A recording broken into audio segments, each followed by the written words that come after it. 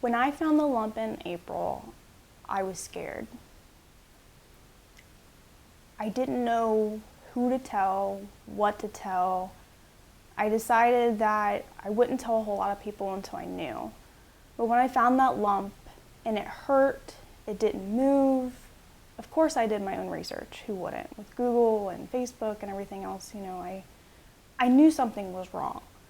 I told my husband, he said not to worry about it. It's just, we don't know.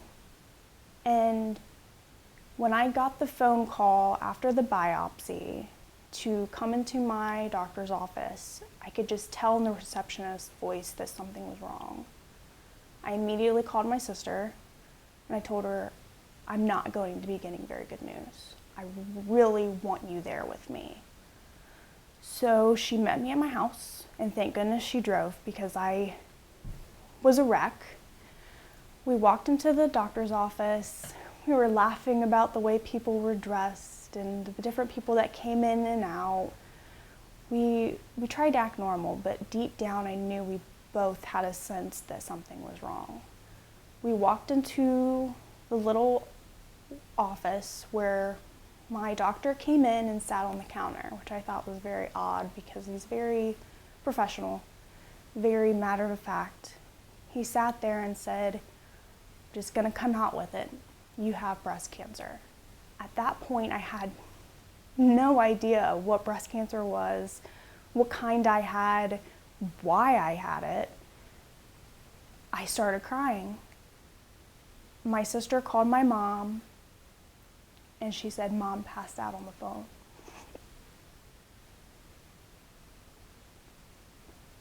It was really scary for me because I knew something was wrong, and now it was real. We then called my father, called my fiance at the time. My mom said, I'll meet you once she woke up. She said, we'll meet you and we'll go to Grandma's and tell her together. So we all met at Grandma's and we told my grandma and grandpa, and that was probably the hardest day of my life. We then made appointments to get genetic testing.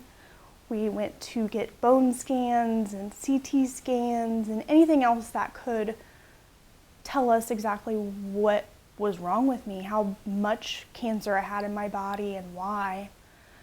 I then talked to my aunt who works at Ohio State, and she called in a favor. She played her nurse card for the first time in her life and got me into the Stephanie Spielman Center. I walked into that office with my mom, my dad, my fiance, my sister, my grandma, my grandpa, my aunt by choice, and another family friend. And I had all these tests done. I had another biopsy done. I had a PET scan. I had all these different tests done. We were there for 8 hours. The surgeon came in and said, you have triple negative breast cancer. I had no idea what that was. I didn't even know there was a different type of breast cancer. I thought cancer was cancer. Triple negative is the most invasive and fast-moving cancer. It affects mostly older women. It usually doesn't run in the family. For me, I didn't carry any of the genes. I have nobody in my family that has breast cancer. And since this cancer was so fast moving, they had to act right away. I went and met my oncologist, and the first thing out of her mouth was, do you want kids? This was the second most painful part of my life. My husband and I were supposed to get married in August of 2015 on my grandparents' 62nd wedding anniversary. And I thought, I wanted kids right away. I wanted to start in September as soon as I could. And the fact that at 24 I had to decide if I wanted kids or not was very, very difficult. I could either get my eggs removed and frozen, or take a shot every month, or take a chance and not do anything. I decided to get a shot every month to help preserve everything, so hopefully one day I'll have children. My husband and I decided that if I can't have children, then we'll adopt. I've always wanted to be a mom. and I know my parents want to be grandparents. So one day we will have children. But for now, I knew I had to focus on myself. And for once in my life, I focused on myself. I quit both of my jobs. I put graduate school on hold. We moved into a new place where I didn't have to have stairs. I had to get rid of my dog. She was 90 pounds, a husky lab. She was too big for me. I couldn't give her the life that she deserved, and that was one of the hardest things because she was my child. We moved. I started chemo 2 weeks later. My family and friends came together and had a benefit for me in my honor. They had a cut-a-thon. Everybody in the community, hundreds of people showed up and got their hair cut, donated their time, money, efforts. We had raffle baskets. It was another hard day in my life. I then went to a dance. It's called the Save the Tatas dance in Clark County to honor a lady named Jill Vanuch. And she recently passed away from breast cancer, but she was at this event and I met her. I cried the entire time. I didn't know how to approach breast cancer. I didn't want to talk about it. I didn't know what to do.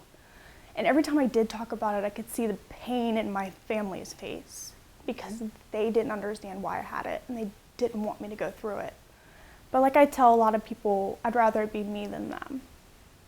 I'd rather it be me than my sister or my best friend or my mom or my grandma. So after that, I did my 16 rounds of chemo.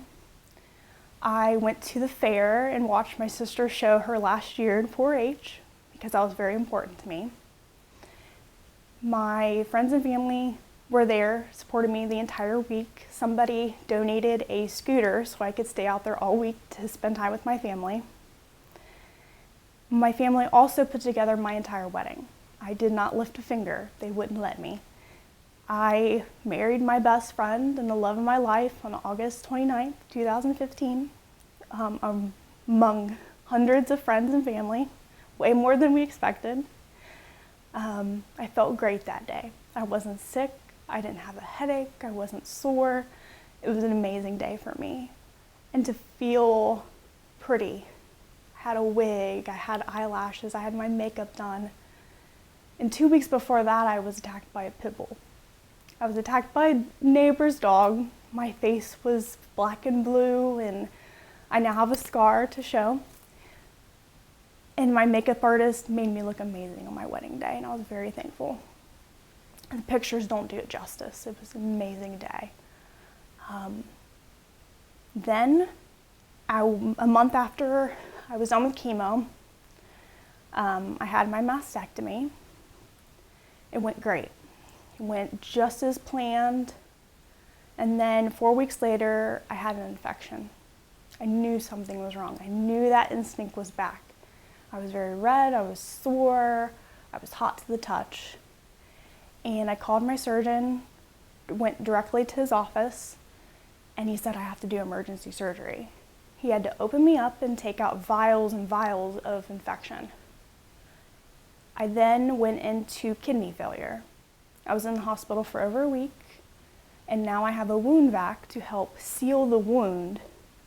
And it's one of the most painful things I've ever gone through. It's every 2 days I have to get it changed, and they redo the wound area, and it's very painful.